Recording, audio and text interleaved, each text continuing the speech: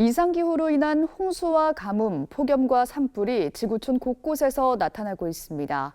환경 전문가들은 이러한 기후재난과 물순환이 밀접한 관련이 있다고 말하는데요. CBS 기획 1.5도시 아담의 미래.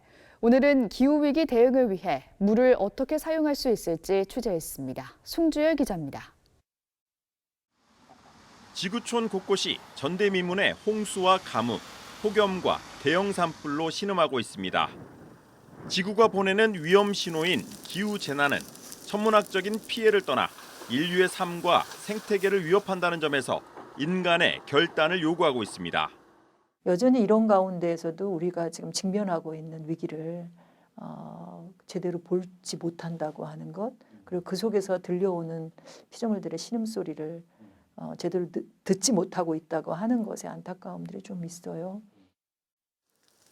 병든 지구를 구하는 마지막 기회, 지구온도 상승을 1.5도씨 아래로 제한하는 방법은 탄소 중립 실천 노력과 더불어 물 관리를 통해서도 할 수 있습니다.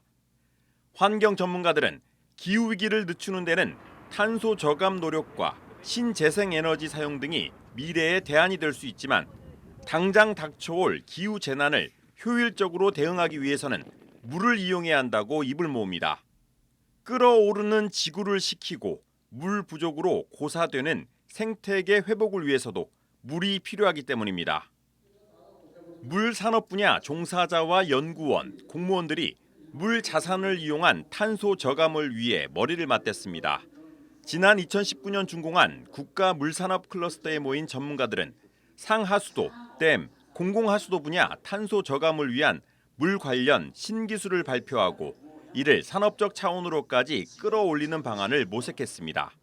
저희가 추구하는 목적이 탄소 중립을 지금 하는 거거든요. 탄소 중립은 결국 기후 위기를 해결하는 길이다 이렇게 생각하고 있고, 국가 물산업 클러스터는 기후 위기를 해결할 수 있는 물과 관련된 모든 기술을 한 곳에서 R&D와 실증과 플랜을 함께 모색을 하고 그 해외 진출까지 할 수 있는 곳을 만든 곳이 국가 물산업 클러스터다. 이 환경 전문 회사는 수중 펌프 유실 유량을 잡아주는 신기술로 24시간 2,700톤의 물을 아낄 수 있게 만들었습니다. 누설유량을 최대한 잡아주기 위해서 이제 저희가 이 웨어링 안에 호물판 기술을 개발을 했고요. 펌프 효율 1%가 수치적으로는 작아 보일 수도 있으나 24시간 가동 시 2,700톤 정도의 물을 덮어낼 수 있고, 그 물을 덮어낼 수 있으니까 이제 전력이 감소가 되고 그 감소된 전력에 의해 탄소 중립 에너지 절감에 큰 영향을 끼칠 것 같습니다. 기후 위기로 인한 물 부족 해결을 위해 사물 인터넷을 적용한 하폐수 처리 기술과 메타버스를 이용한 물 플랫폼도 주목을 끌고 있습니다. 연세대 건설환경공학과 연구진이 개발한 에코벅스는 메타버스 안에서 물, 전기, 대기 수질 관련 공공 데이터를 공유하고 환경교육, 탄소 저감 활동에 따라 가상화폐를 지급받는 방식입니다. 예를 들어서 내가 하루에 전기를 얼마큼 썼다라는 거를 데이터를 업로드를 하면 그 업로드한 거에 대한 탄소 저감들이 다 나와요.